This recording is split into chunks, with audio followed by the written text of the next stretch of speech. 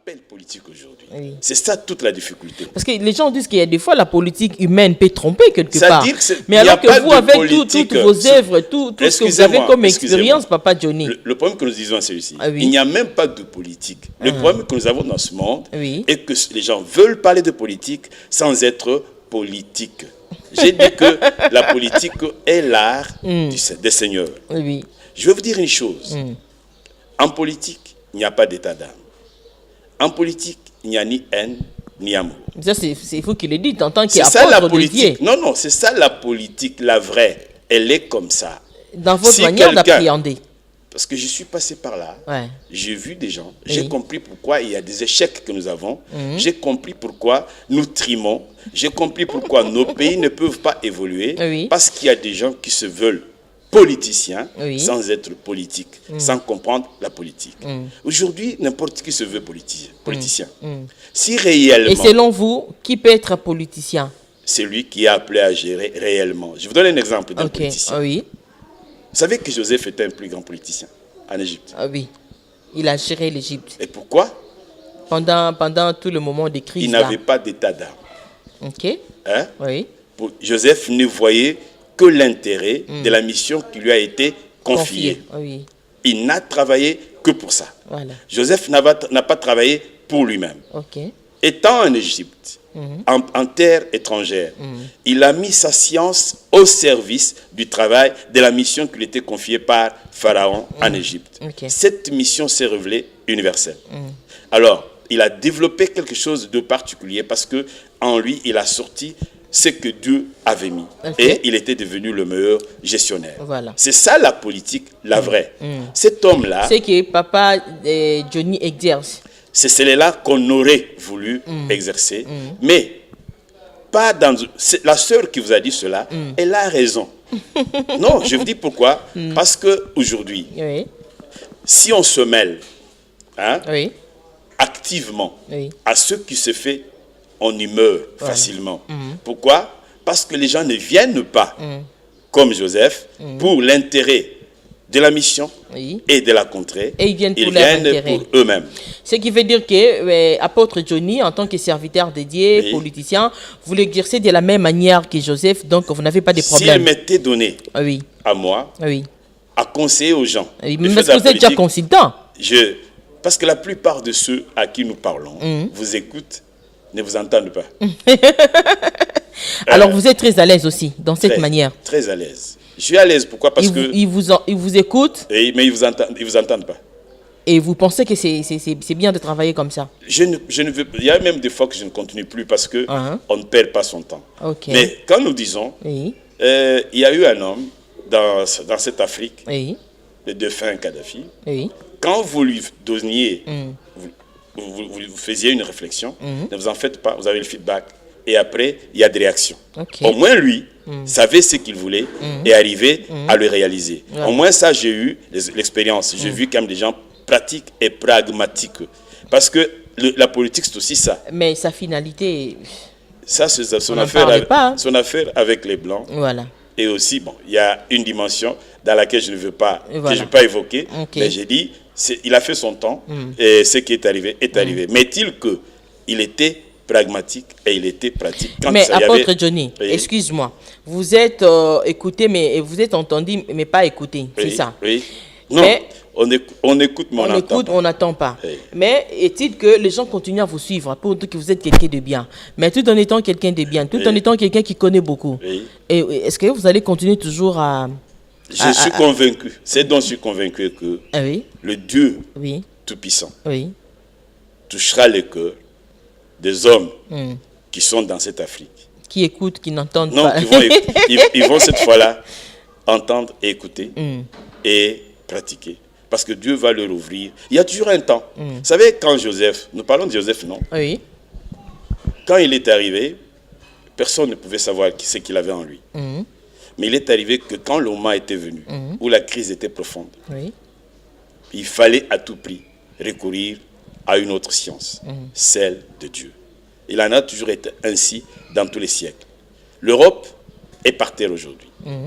L'Amérique est par terre aujourd'hui. Malgré tout ce qu'ils font là, on me dit que l'Amérique est le pays le plus riche au monde. Faux. Pourquoi? Parce que quand vous regardez Oui. la dette publique de l'Amérique, je ne sais pas la comparer à n'importe quel pays au monde. Ok. Quand vous prenez la dette publique de la France, elle est supérieure à la dette publique de tous les pays de l'Afrique centrale rassemblés. Ok. Non, sauf que je termine. Oui, papa Alors, Johnny. ce pays-là, aujourd'hui, Oui. ce sont ceux qu'on nous dise qui sont grands. Ils ne le sont pas. Pourquoi?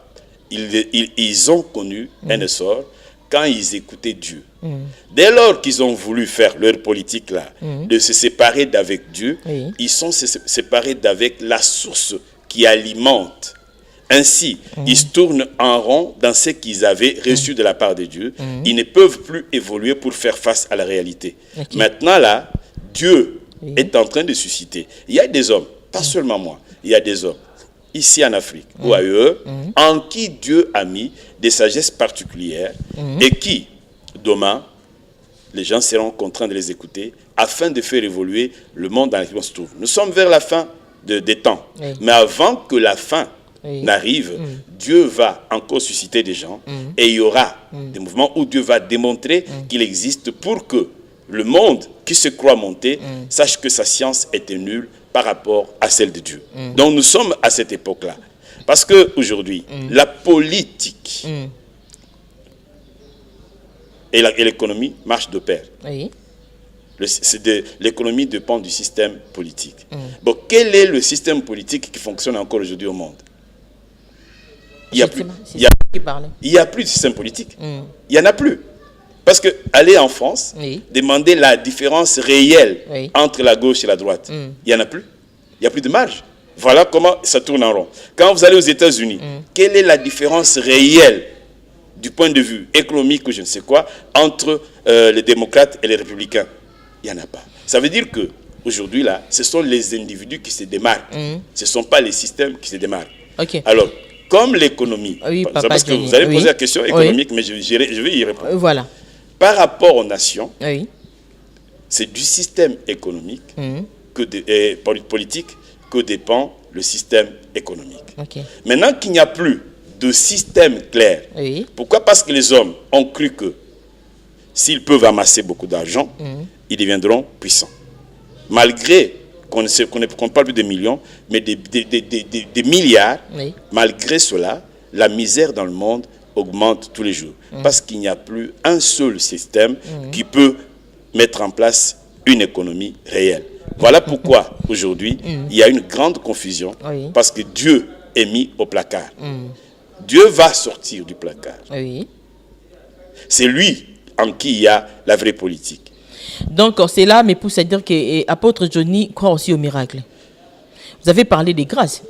Oui, mais acceptez que je pose cette question. Mais Vous croyez au miracle. je ne peux pas parler de Christ sans parler de miracle. Du miracle. Parce qu'en Jésus-Christ, Oui. le miracle, en fait, c'est quoi? Le miracle, c'est pas la magie. Ok. Hein? Oui. Parce qu'il y a une grande Ça, il différence. faut dire aux gens qui nous suivent. Ah oui, il y a une grande différence entre le miracle et la magie. Parce que des fois, il y a des gens qui confondent aussi le miracle et la magie. Oui. Quand j'ai parlé de Joseph, Oui.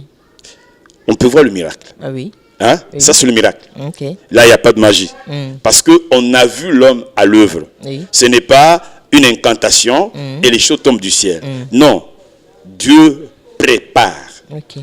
Il y a toujours une préparation. Je parlais de la formation ici, n'est-ce pas? Oui. Il y a Dieu forme Oui. et Dieu transforme. Ok. C'est-à-dire, quand nous parlons de miracle, ça veut dire qu'il y a des gens en qui Dieu a logé des capacités. Ok.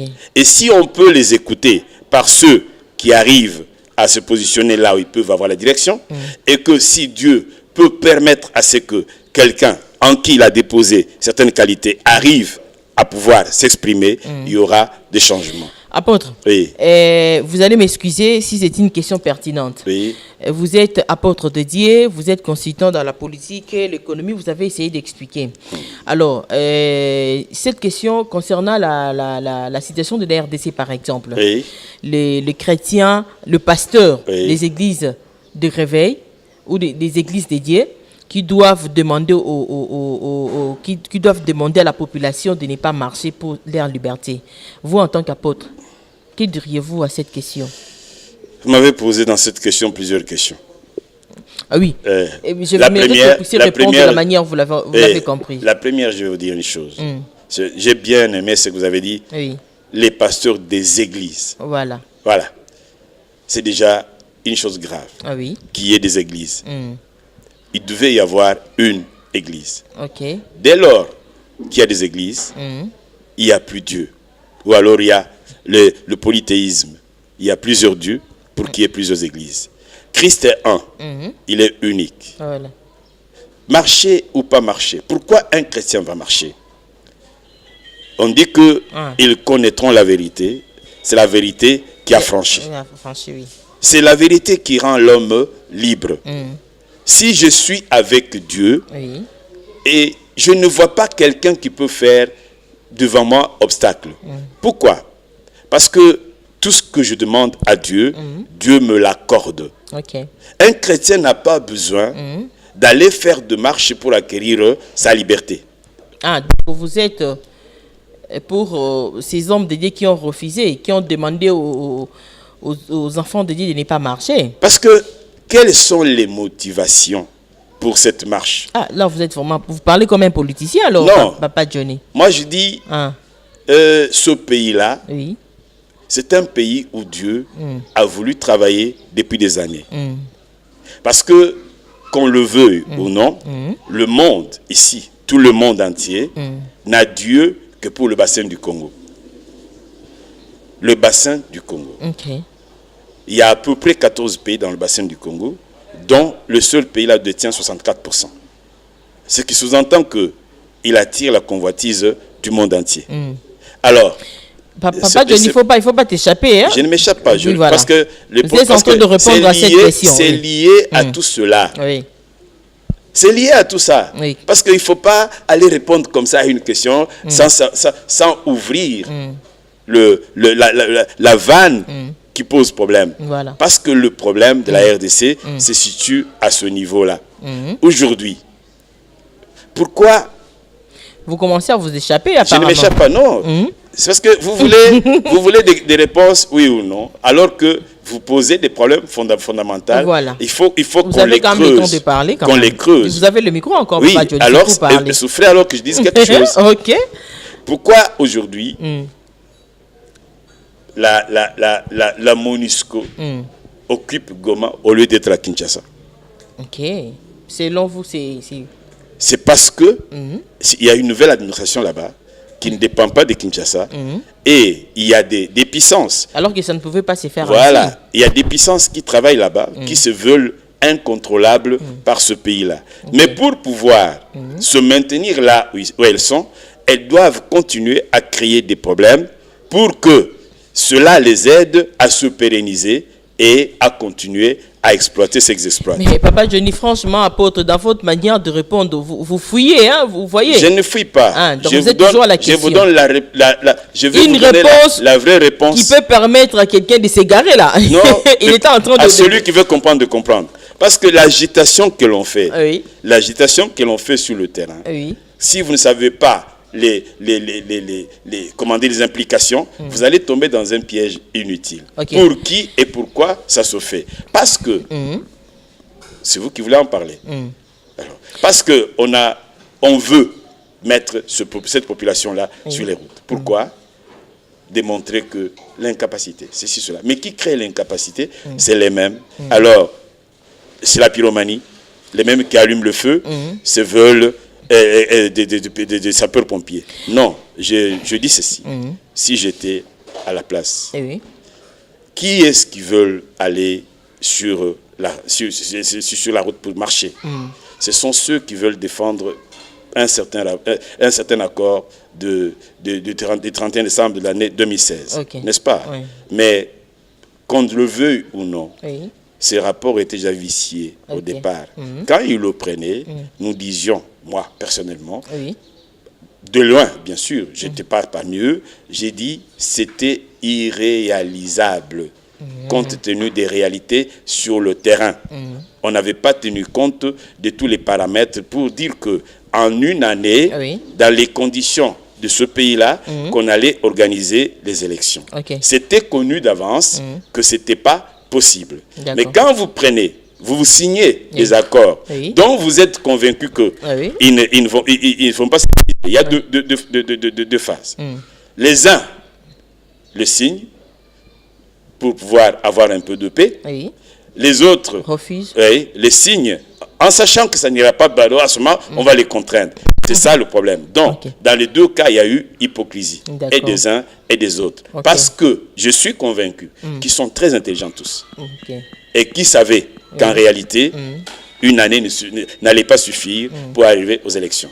Maintenant, et les uns et les autres jouent le rôle qu'ils devaient jouer. Les uns savaient que ils ne vont pas organiser en 2017.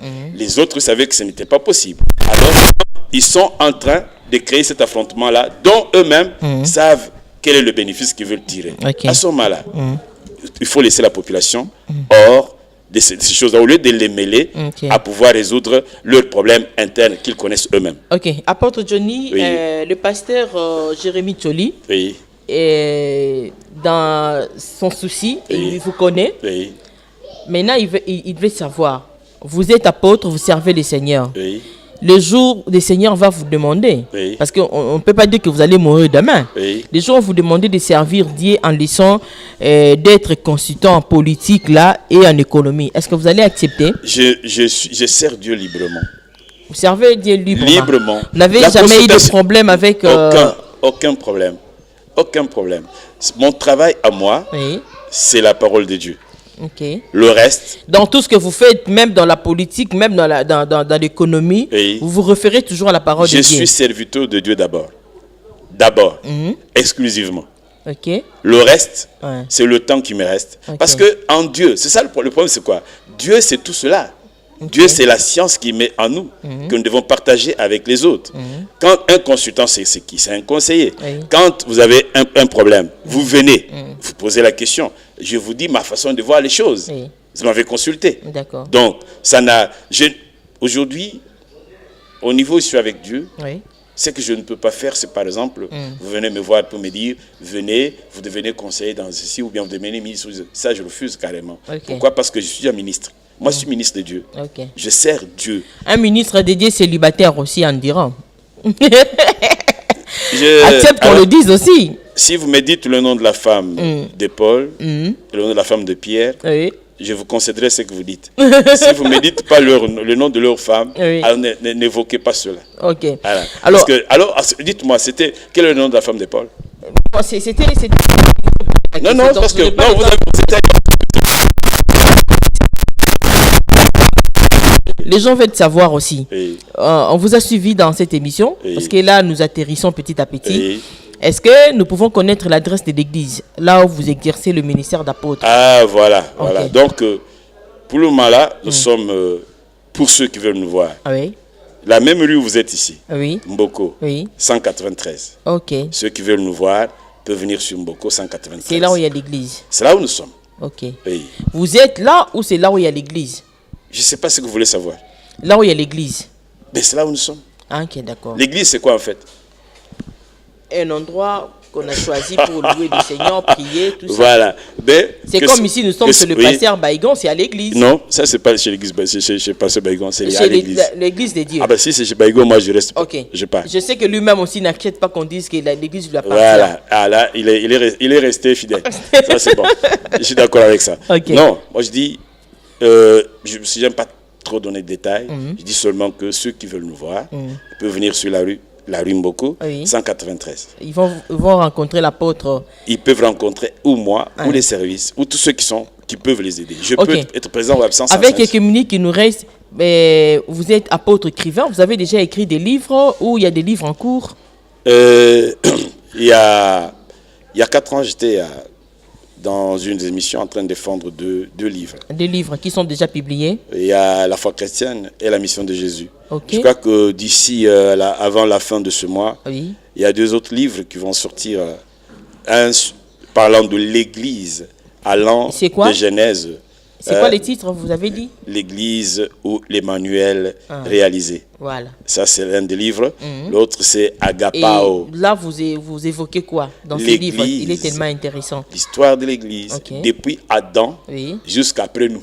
Vous n'étiez pas. Vous écrivez ça selon l'histoire. L'esprit y était. Ah, l'esprit était. L'esprit là, qui était à cette époque-là, est avec nous et il sera après nous. Ok. J'étais pas là, mais l'esprit y était. Ok. Alors l'esprit là, il est en... Donc peut-être ça vous fera 4 livres.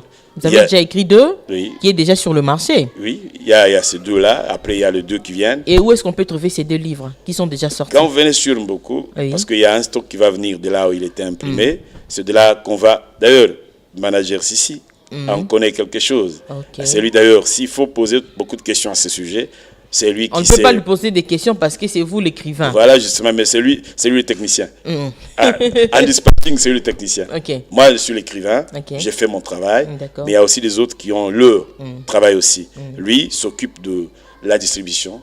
Moi, je m'occupe d'écrire. Alors, apôtre Johnny, laissez-moi vous dire, Eliane qui est au Canada, à Toronto, elle avait aussi un souci, que Nancy, quand vous serez devant l'apôtre, vous êtes apôtre, vous exercez le ministère de Dieu, et vous n'êtes pas marié parce que Paul n'était pas marié. Mais... Non, c'est ça des allusions. Je ne sais pas pourquoi. Excusez-moi. Apôtre, aidez-moi quand même de terminer ma phrase, non? Oui. Alors, maintenant, ici, en fait, par rapport à cela, est-ce que vous avez aussi des jeunes pasteurs ou de jeunes serviteurs que vous encadrez? C'est une bonne question. Oui. Si mon ami Baïgon était là, il aurait pu répondre facilement à cette question. Alors, s'ils sont là, je comprends qu'ils sont là. Vous les encadrez. Alors, maintenant, au sujet du mariage, qu'est-ce que vous allez leur conseiller? Parce que vous-même, vous êtes resté célibataire selon que le Christ vous a parlé. J'ai l'impression que c'est une obsession pour des gens d'être trop religieux et de voir des choses sous les angles qu'ils veulent voir. Ok. Non, moi, je juste poser la question si vous avez des jeunes serviteurs que vous encadrez. Je n'ai pas parlé... Parce qu'on doit suivre quand même l'exemple de son père ou de son titulaire. Non. On suit l'exemple de Christ. De Christ. Mais vous représentez le Christ aussi devant les serviteurs que vous encadrez.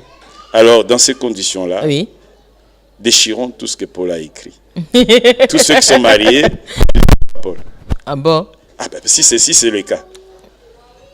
Dans ces conditions-là, non, parce que je ne veux pas qu'on ramène les problèmes aussi importants, spirituels, et la lier comme l'ont voulu les religions, parce que les religions sont venues, elles ont transformé la parole de Dieu, elles ont amené leur philosophie. Chacun qui croit, par exemple, qui ne boit pas, il vient, il dit, moi, celui qui touche à l'alcool est ceci. Moi, celui qui fait ceci et cela. Mais qui a dit ça? En tout cas, ce n'est pas la parole. Nous disons, nous sommes conduits par l'Esprit de Dieu. Et je dis que je suis célibataire, je conseille le célibat. Non, ce n'est pas ce que j'ai dit. Ça, c'est une conclusion. Dire que, pour le moment là, je n'ai pas de femme à la maison, ne dis pas que je suis célibataire. C'est là aussi n'est pas un problème. Alors, apôtre, pour terminer avec vous, on a eu presque 1 heure du temps et prochainement nous aurons encore l'occasion de vous inviter. Alors, la toute dernière question, vous êtes consultant en politique et en économie et en développement. À part tout ce que nous avons parlé ici, est-ce que vous avez encore, par exemple, dans l'histoire des livres et que vous avez déjà écrit, et en dehors de tous vos combats que vous menez aujourd'hui pour avoir une bonne cause, est-ce que vous avez encore d'autres idées que nous pouvons entendre dans cette émission? C'est là d'ailleurs, s'il y aura une prochaine occasion, j'entrerai dans les détails. D'accord. Le grand est qu'il faut que l'Église vive. L'Église, pas les religions. Parce que le christianisme n'est pas une religion. Aujourd'hui, la religion a tué le christianisme. Raison pour laquelle on entend parler des églises au lieu de parler de l'Église. Elle est unique et indivisible. Dès lors que nous avons plusieurs églises, ça veut dire que nous avons coupé Christ en plusieurs morceaux. Il ne peut plus être efficace. Si le monde est ce qu'il est aujourd'hui, c'est parce que l'église n'est plus église. C'est parce que nous ne sommes plus serviteurs. Ça fait un débat, mais je crois qu'on en parlera. Justement, on en parlera parce que je peux apporter tous les détails. Et j'ai à peu près 2 ou 3 livres à ce sujet-là qui sont en chantier, presque terminés, et que nous aimerions que ceux qui ont reçu Jésus-Christ dans leur vie se sentent, en Christ se sentent qu'ils appartiennent à un même Père et qui sont conduits par un même esprit. D'accord. Quand nous arriverons à cette compréhension-là, alors nous vivrons l'Église sans couleur. Ok. Il n'y aura pas le leadership que nous avons aujourd'hui, il y aura un nouveau leadership où nous saurons que chacun avec sa grâce, mais tous au service d'un seul but. Si elle peut devenir Église, Oui. alors tout le monde verra l'Église, elle deviendra une puissance. Le corps de Christ. Il n'y a pas plusieurs corps, il y a un seul corps Ok. constitué de plusieurs membres. Et si nous pouvons nous reconnaître membres de ce corps-là, Oui. et que nous travaillons à l'unisson pour l'unique tête qu'est le Seigneur Jésus-Christ, alors l'Église aura son sens, et alors le Saint-Esprit jouera son rôle dans l'unité pour que la grâce qui est en vous, celle qui est en lui et qui est dans un autre, soit orientée vers la même direction. Car l'Église devra être Église pour ceux qui ne sont pas membres de l'Église. Ils vont la voir et la vivre. Pour moi, le combat, pour le moment, c'est celui-là. C'est celui de ramener l'Église à l'Église ou de restaurer Christ dans son corps. Ça, c'est le combat pour lequel je suis aussi. Je rentre chez nous. Ok, chez nous là, je ne veux pas poser la question parce que c'est déjà la fin. C'est là où j'irai. D'accord. Alors, apôtre, tout Oui. le plaisir a été pour nous de vous recevoir dans cette émission. Oui. Et vous êtes libéré de vos tâches et vous avez accepté d'être avec nous. C'est un grand plaisir pour nous. Nous vous disons merci. Oui, tout le plaisir est pour Continuez à être moi. un bon consultant Ne vous en faites et dans pas. le Seigneur surtout. Ça, c'est mon travail. Voilà. Je n'ai pas autre chose que parler du Seigneur. Ok. Je suis conduit par l'Esprit de Dieu, rien que pour la gloire de Dieu. Ok. Donc, je vous dis merci Ok. pour l'opportunité. Et je remercie toute l'équipe qui vous accompagne. Et Le frère Sissi aussi, hein. c'est pour ça que j'ai fait allusion à lui tout à l'heure. Ok. Parce que sans lui, peut-être qu'on ne serait pas connu. D'accord. C'est grâce à lui que nous sommes là. Ok. Et je rends grâce et je veux que le Seigneur le bénisse encore plus.